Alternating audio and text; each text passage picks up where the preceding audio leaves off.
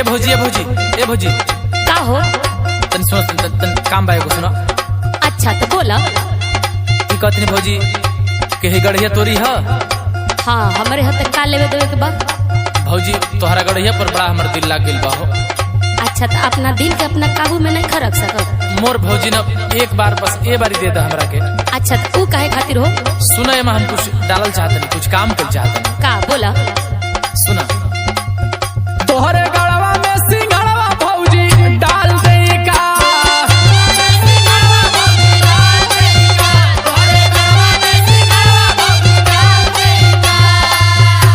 सुना बोला।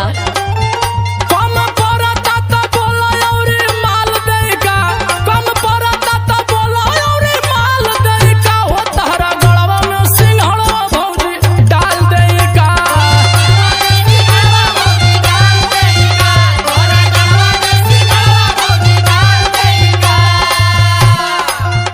ए बबुआ बोल भौजी। तने हमार बात सुना। बोला एगो बात का तोहर कई गो बात सुनब। बोला। देवला के दिक्कत नहीं थे, हमार मजबूरी न बा। का मजबूरी बा? सुना बताओ तने। बताओ तो। एह मा डलले